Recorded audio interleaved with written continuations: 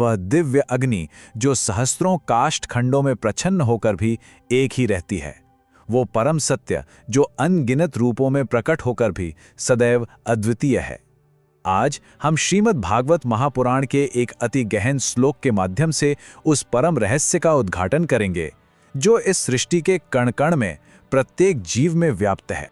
यथा यमहितो वह्निर्दारुष्वेकः स्वयोनिषु नानेव भाति विश्वात्मा भूतेषु च तथा पुमान। इसका भावार्थ है, जिस प्रकार एक ही अग्नि भिन्न भिन्न काष्ठों में, भिन्न भिन्न लकड़ियों में रहकर अनेक रूपों में दिखाई देती है, कहीं मंद, कहीं तीव्र, कहीं धूम्रयुक्त, किंतु तत्वतः एक ही है, उसी प्रकार एक ही विश्वात्मा, एक ही परम पुरुष समस्त प्राणियों में रहकर भी अनेक रूपों में प्रतीत होता है। ये दिव्य गाथा, ये परम ज्ञान हमारे समक्ष 6 चरणों में प्रकट होगा। प्रथम हम प्रच्छन्न दिव्य अग्नि के रहस्य को समझेंगे। तदुपरांत हम अधर्म के लौह दुर्ग में प्रवेश करेंगे। फिर हम प्राग्ज्योतिषपुर के 5 आवरणों के गूढ़ अर्थ को जानेंगे। हम मूर की सेना के पतन के साक्षी बनेंगे और तब ये समझेंगे कि कैसे एक का अनेक रूप में प्रकटीकरण होता है, जिससे अंततः हमें नैमिषारण्य के परम ज्ञान की प्राप्ति होगी। तो प्रथम चरण है प्रच्छन्न दिव्य अग्नि। इस श्लोक का मूल मर्म, इसका आधार वाक्य यही है कि जिस प्रकार एक ही अग्नि अपने ही उद्गम स्थान यानी भिन्न भिन्न प्रकार की लकड़ियों में उपस्थित होकर अनेक रूपों में, अनेक ज्वालाओं के रूप में दिखाई देती है, ठीक उसी प्रकार वह एक ही विश्वात्मा, वह एक ही परम चेतना प्रत्येक प्राणी में स्थित होकर भी नाना प्रकार से अनेक रूपों में हमें प्रतीत होती है। और इस गहन तत्व को समझने के लिए हम उस काल की गाथा का आश्रय लेंगे जब भूमि का पुत्र नरकासुर अपनी आसुरी शक्तियों के सर्वोच्च शिखर पर, अपने अहंकार के चरम पर विराजमान था। उसकी नगरी थी प्राग्ज्योतिषपुर, और उस नगरी के चारों ओर उसने सुरक्षा के ऐसे अभेद्य, ऐसे दुर्गम घेरे निर्मित कर रखे थे जो वास्तव में उन दारू के समान थे, उन काष्ठखंडों के समान, जिन्होंने भीतर छिपे हुए परम सत्य को, उस दिव्य अग्नि को अपनी जड़ता और अपने घोर अंधकार से पूरी तरह ढक लिया था। दूसरा चरण, अधर्म का लौह दुर्ग। उस काल में नरकासुर का स्वरूप केवल एक असुर का स्वरूप नहीं था, वो तो साक्षात साकार अहंकार था। अहंकार का चलता फिरता जीवित पुंज, जिसने अपनी सत्ता को, अपनी इच्छा को ही अंतिम सत्य, अंतिम विधान मान लिया था। देखिए उसका स्वरूप, उसने अपने स्थूल शरीर पर मलिन आयस वर्मण धारण किया हुआ था, अर्थात काले, खुरदुरे, जंग लगे लोहे का एक अत्यंत सघन कवच, जिस पर अधर्म की क्रूर रेखाएं और विनाश के तांत्रिक चिन्ह गहरे खुदे हुए थे। उसका स्वेद सिक्त दुर्गंध युक्त शरीर, उसका आकाश को छूता हुआ विशाल किरीट, उसके अजय होने के मिथ्या मद को, उसके झूठे दंभ को दर्शा रहा था। और उसके मस्तक पर लगा हुआ गहरा, जमे हुए रक्त के समान तामसी ललाट चिन्ह उसकी विक्षिप्त और हिंसक बुद्धि का एक स्पष्ट परिचायक था।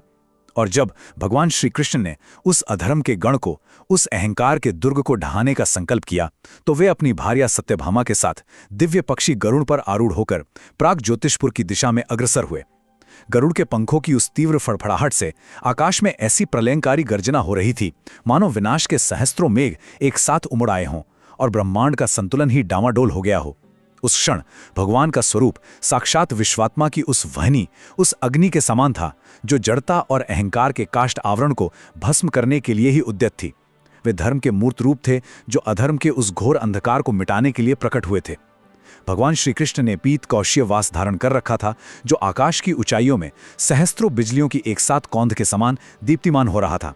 उनके मस्तक पर सुशोभित स्वर्ण किरीट सत्य की मर्यादा का प्रकाश चतुर्दिक फैला रहा था, और भगवान के भाल पर लगा वो मलेज चंदन का सात्विक ललाट चिन्ह उस भीषण संघर्ष के क्षण में भी अगाध धैर्य और पूर्णता का बोध करा रहा था। तीसरा चरण, प्राग्ज्योतिषपुर के 5 आवरण। उस नगरी के चारों ओर एक नहीं 5 प्रकार की दुर्गम अभेद्य बाधाएं थीं, और ये 5 बाधाएं साक्षात उन दारू, उन लकड़ियों के ही समान थीं जिनके भीतर भगवान की ही शक्ति, उन्हीं की माया निहित थी, किंतु वे विपरीत दिशा में अधर्म की रक्षा हेतु प्रयुक्त हो रही थीं। प्रथम बाधा थी पर्वत दुर्ग की, ऊंचे नुकीले शिखर वाले पर्वत जो आकाश को भेदते हुए प्रतीत होते थे। अचल, अडिग, भगवान ने अपनी गदा कौमुदकी के केवल एक ही प्रहार से उन विशालकाय पर्वतों को चूर्ण विचूर्ण कर दिया। वो दृश्य ठीक वैसा ही था जैसे अग्नि का एक सूक्ष्म कण किसी विशाल शिलाखंड को तपाकर भीतर ही भीतर से चटका देता है। द्वितीय बाधा थी जल और वायु के दुर्गों की।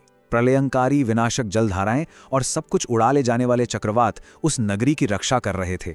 अपने अमोघ बाणों के संधान से भगवान ने उन धाराओं और चक्रवातों को उसी प्रकार सुखा दिया और स्थिर कर दिया जैसे तीव्र ऊष्मा आर्द्रता को सोखकर उसे अस्तित्वहीन कर देती हैं। तृतीय बाधा थी मुर नामक एक महाभयंकर असुर द्वारा बिछाए गए पाशों की। मुर ने नगरी के चारों ओर तीक्ष्ण धार वाले तारों का एक ऐसा अभेद्य जाल बिछा रखा था जो अंधकार में अदृश्य होकर किसी भी शत्रु को क्षण भर में चीर सकता था। उसका स्वयं का स्वरूप अत्यंत भयानक था। उसके 5 मुख थे जिनसे निरंतर अग्नि की लपटें निकल रही थीं, और उसने भारी कांस्य वर्मन अर्थात कांसे का एक मोटा कवच धारण किया हुआ था। तब भगवान ने अपने सुदर्शन चक्र का आवाहन किया। सुदर्शन की वह दिव्य ज्योति जिसमें करोड़ों सूर्यों का तेज समाहित था, उन पाशों को, उन तारों के जाल को उसी सहजता से काटती चली गई जैसे अग्नि का एक हल्का सा स्पर्श सूत के कोमल धागों को तत्काल भस्म कर देता है। चतुर्थ चरण मुर की सेना का पतन। अपने पाशों को, अपने जाल को इस प्रकार नष्ट होते देख मुर ने स्वयं आक्रमण किया, किंतु भगवान ने अपने चक्र से उसके 5 सिरों को एक साथ काटकर उसे धराशायी कर दिया। मुर का वह मलिन तामसी ललाट चिन्ह युद्ध भूमि की धूल में सदा के लिए विलीन हो गया। इसके पश्चात मुर के 7 महापराक्रमी पुत्र ताम्र, अंतरिक्ष, श्रवण, विभावसु, वसु, नभस्वान और अरुण अपनी विशाल आसुरी सेनाओं के साथ युद्ध भूमि में प्रकट हुए। उन सब ने काले अयस के वर्म कवच पहन रखे थे जो घोर निराशा और आसन्न मृत्यु के प्रतीक थे। वे अपनी गदाओं और अपने त्रिशूलों से उस अग्नि रूपी श्रीकृष्ण को सदा के लिए बुझा देना चाहते थे, किंतु श्रीकृष्ण के बाणों की बौछार ने उन सब के शरीरों को उसी प्रकार विदीर्ण कर दिया, ठीक उसी प्रकार चीर दिया जैसे धधकती हुई प्रचंड ज्वाला लकड़ी के कठोर से कठोर रेशों को चीरकर उसे भस्म कर देती है। पंचम चरण, एक का अनेक रूप में प्रकटीकरण।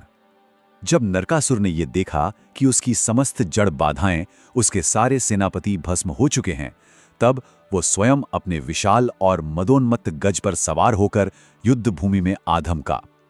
नरकासुर का वो हाथी, वो गजराज, साक्षात तमोगुण का चलता फिरता पर्वत प्रतीत हो रहा था। नरकासुर ने अपनी शक्ति नामक अमोघ अस्त्र का संधान किया जिससे प्रलय की ज्वालाएं निकल रही थीं। वो अस्त्र ब्रह्मांड के किसी भी जीव का संहार करने में पूर्णतः सक्षम था। उस क्षण श्री कृष्ण गरुड़ की पीठ पर अत्यंत स्थिर और शांत मुद्रा में विराजमान थे। विश्वात्मा की वो एकता, वो स्थिरता उनके प्रत्येक अंग से प्रकाशित हो रही थी। उन्होंने अपने बाणों से नरकासुर की उस शक्ति के सैकड़ों टुकड़े कर दिए जो आकाश में टूटते हुए तारों की भांति बिखर गए। तब अंतिम प्रयास में नरकासुर ने अपनी खड्ग निकाली और भगवान की ओर झपटा। उसका वो भारी अयस वर्मन उसके पसीने और उसके क्रोध की ऊष्मा से रक्तवर्ण होकर दहक रहा था। वो अपनी अंतिम शक्ति से धर्म को मिटा देना चाहता था। और इसी क्षण श्लोक का वह परम मर्म नानेव भाति अर्थात अनेक रूपों में भासित होना चरितार्थ हुआ।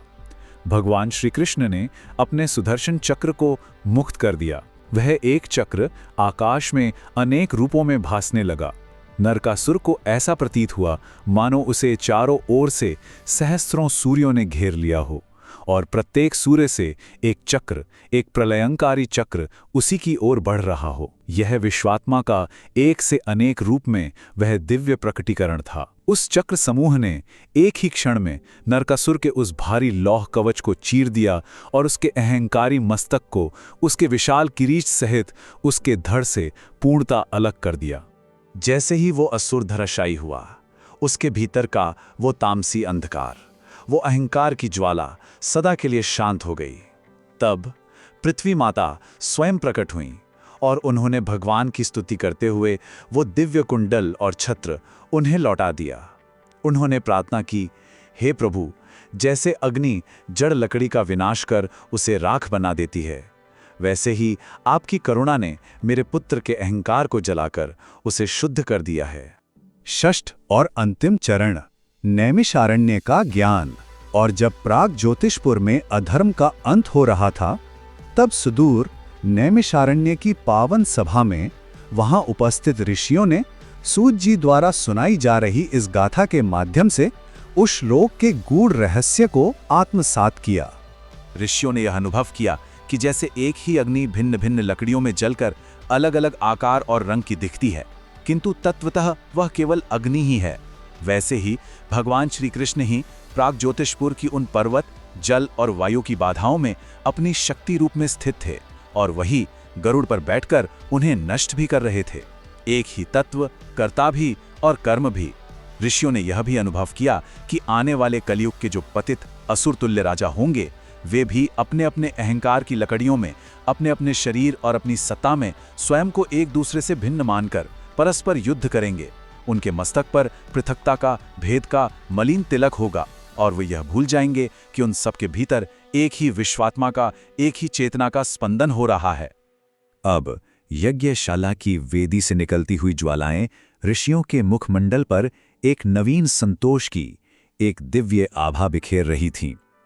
ऋषियों के हाथों में थमे हुए पवित्र कुश और उनके वक्ष पर सुशोभित रुद्राक्ष अब उस सात्विक उराहत्राण, उस हृदय की रक्षा करने वाले कवच की भांति सुदृढ़ दिखाई दे रहे थे, जो अज्ञान के किसी भी तामसी प्रहार को विफल करने में पूर्णतः सक्षम था। नरकासुर का पतन और 16,000 राजकुमारियों की मुक्ति, ये सब उस अमोघ शक्ति की ही महिमा थी, जिसने ये सिद्ध कर दिया कि सत्य का प्रकाश ही अधर्म के भारी से भारी, कठोर से कठोर लोहे को पिघलाने की सामर्थ्य रखता है। सूत जी की वाणी अब उस प्रलयकारी युद्ध के घोर नाद से निकलकर उस परम शांति में बदल चुकी थी, जो पूर्ण आत्म साक्षात्कार के पश्चात हृदय में व्याप्त होती है। वहां उपस्थित प्रत्येक तपस्वी को लगा मानो वे स्वयं नारायण के उस सर्वव्यापक रूप का दर्शन कर रहे हैं, जिसने क्षण भर में अनेकता के भ्रम को मिटाकर एकता का परम राज्य स्थापित कर दिया था। और सभी ने अपनी चेतना को उस विश्वात्मा के चरणों में समर्पित कर दिया, जो लकड़ी के भीतर अग्नि की तरह छिपे रहकर भी समस्त संसार को प्रकाशित कर रहे हैं।